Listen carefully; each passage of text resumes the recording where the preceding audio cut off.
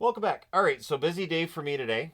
We got 2 games in the books, but I'm still trying to pre-record for when I'm on a plane in a week from tomorrow, which means I'm going to miss the Super Bowl. So I'll miss the Chiefs somehow magically getting all the calls and winning another Super Bowl. I don't know. Anyways, we'll start things off with Chicago and Florida. Mrazek versus Bobrovsky. In 7 seconds into this game, Slaggert sets a Blackhawks record, the earliest anybody scored in a game as a Chicago Blackhawk. He scores that one from Donato. He goes 5-hole on a fast break, and nobody saw that one coming. The Panthers look to respond. There's a post for Verhaeghe. The Hawks get pinned down, and I can't state how badly pinned down they were. The Panthers, it's a shooting gallery. Eventually, Florida draws a power play. Bit of a surprise. Chicago kills that off considering just how dangerous Florida was there. Florida scores, and there was some question about whether or not it was goalie interference. And while they're showing replays, Chicago decides to challenge. They shouldn't have. It does count. At 5:28 is Gadjevich from Greer and Mikkola. So Florida goes back to the power play, but Chicago does kill that one off as well. Florida presses at 7.5 minutes. Tkachuk has a shot that's held. Halfway through the period, the shots are 18-2 for Florida. Halfway through the first period of the game, Florida's on pace for over 100 shots. It doesn't go that far, but tells you just how busy Mrazek was. At 10:19 on their 19th shot, Reinhart scores. He buries this one in close. Barkov and Ekblad with the assists, and I put up there poor Mrazek because he was doing everything he could, but he's alone out there. We get a power play for Chicago. There's a shorthanded rush by Lundell. That gets saved. The power play's killed off. No shots on net because Chicago couldn't get to the net in the first period. Bertuzzi has a slot shot that's held. The Panthers press with 2.5 minutes left, but it's 2-1 Florida after one. Second period, the Panthers press early, so they pick up where they left off. Nazar has a rush chance that's held. The Hawks press at 2.5 minutes. We get a power play for Chicago. That's killed off. 6 minutes into the period, the shots are actually 6-2 for Chicago. Boquist fires one wide as the Panthers press. I no longer have to differentiate between Boquist since Adams been picked up by the Islanders. Donato has a rush chance that's held. Bedard has a net feed that's blocked. Puck's cleared out. Much better defense by the Hawks in the second period. Sorensen talked about it during the first period about how the defense just wasn't good, and obviously he talked to them in between periods. Bennett has a turnover chance that's held. We get a 4-minute power play for Florida. Towards the end of that, we get 2 minutes of 4-on-4, 32 seconds in. So we have 2 minutes of 4-on-4 in the middle of it. Luostarinen has a net drive that's defended. Everything gets killed off there. The Panthers press after the power play's done. And then at 16:27, Tkachuk tips one in close. Reinhart and Verhaeghe with the assists. It's a two-goal lead for the Florida Panthers. Bertuzzi has a rush chance kicked aside. Things are pushed and hold by Mrazek. It's 3-1 Florida after two. Third period, 10 seconds in. On a pass from behind the net, Rodriguez scored from Lundell. And all I could think was, so is that the fastest any Florida Panthers scored at the start of a period? I didn't hear the stat. I don't know if that's the case, but it felt like, wouldn't it be interesting if both teams set team records in this game? Bedard with a near miss in close. The Hawks press. The shots are 3-0 Florida, though, at 3.5 minutes. Chicago draws a power play. That's killed off. Maroon has a shot that's blocked out. Gadjevich has a rush chance that's saved. And then at 9:37, Verhaeghe scores on a power play from Reinhart and Barkov, and it's just a cross-ice pass and in. So there you go. Florida presses for another. There's a near miss for Reinhart. We're back to it being all Panthers. We get another power play for Florida. That's killed off. Lots of power plays for Florida. They win this one 5-1.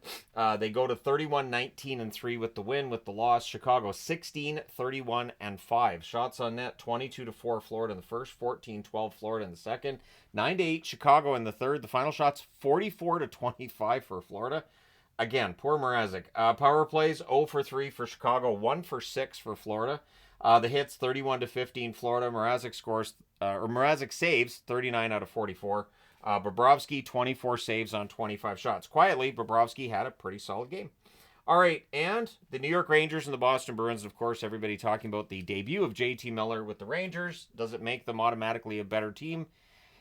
Not necessarily. So, Shesterkin versus Swayman. The early jump is for the Rangers. Borgen has a shot that's blocked as the Rangers press. Wallstrom has a wraparound that's blocked. The Bruins press at 3 minutes. They get more pressure 4.5 minutes in. Coyle then has a net drive chance that's a near miss. The shots on net are actually 4-1 Rangers at 6 minutes. So the Bruins are getting zone time. They're not getting to the net. Offensive zone penalty by Vakanainen. That leads to a shorthanded rush by Smith. That's fired wide. We get 14 seconds of 5-on-3 for Boston. And just after the 5-on-3s expired, at 10 minutes and 20 seconds, McAvoy opens the scoring. He buries a one-timer. Zacha and Pastrnak with the assists. It's 1-0 for Boston. The Rangers look to respond at 11:55. They do on a turnover that was forced by Panarin. JT Miller right in the slot. The puck goes right to him and he buries it. JT Miller from Panarin at 11:55. Rangers then look for the lead. The shots are 8-6 for New York with 6 minutes left. Then there's an offensive zone penalty by Geekie. So the Rangers go to the power play. That's killed off. And then at 17:09, not long after that's finished, Pastrnak scores on a pass from behind the net. Poitras and Carlo with the assist. Matthew Poitras, really good game for him. And now it's a 2-1 lead for Boston. The Rangers press for a response, but it stays 2-1 Boston after the first. Second period. Near miss for Marchand and Close. The teams trade turnovers. 3 minutes in, the shots are 6-0 for Boston. And at 3:39, Coyle tips in a point shot to make it 3-1. Peake and Marchand with the assists. And this is where there's a long pause because the referee's waiting to see whether or not there might be a challenge for that one. For a high stick, I guess. I don't like how referees now after a goal, if they think it might be something or a coach might want to challenge, that they just stand there and wait and see. No, go drop the puck. Make them challenge. Don't just stand there and go, do you want to challenge? You sure? You sure now? Are you sure? And it feels like sometimes in some games they wait quite a while, which I don't think they're supposed to do that. So, after that, the Rangers press for a response. There's a puck to the face on Callahan. He exits for repairs. He did not return. Apparently, it was pretty gruesome. Hopefully, he returns soon. The Bruins press at 8 minutes. The shots are 7-1 Boston at the half. Wallstrom has a rush chance that deflects out. The Rangers press with 9 minutes left, but they're kept to the outside. Rempe nearly buries a rebound. Swayman holds on there. The Rangers press with 5 minutes left, but with 3:15 left, Boston draws a power play, and they score on it, which has been rare for Boston. Zacha scores this one from Lindholm and Marchand at 17:20, and it's a wrister from in close. So that's 2 power play goals for a Boston power play that was struggling. So maybe it's a sign that they're turning things around, especially against a Rangers penalty kill that's been pretty good this year. With 1:20 left, the Rangers get a power play. Things are pushed on a hole by Swayman. It stays 4-1 for Boston after 2. Early in the third, at 35 seconds, JT Miller tips one in close to make it a closer game. Zibanejad and Kreider with the assists. However, at 1:21, Pastrnak roofs a one-timer. Poitras with the assist again. So Matthew Poitras with a couple of helpers, Pastrnak with a couple of goals, and Boston gets the lead back up to kind of where they want it to be at 5-2. Rangers look to respond. Then there's a too many men on the ice penalty against Boston. That power play is killed off. The shots are 6-2 for the Rangers at 7 minutes. There's crossbar for Sam Carrick as the Rangers get some pressure. Geekie misses an open net, and then at 10:46, Brodzinski tips one in close.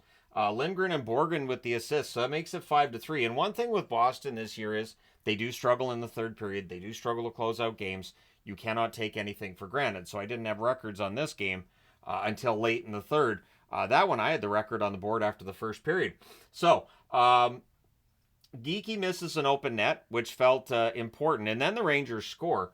At 10:46, Brodzinski from Lindgren and Borgen. I already announced that. There you go, 5-3.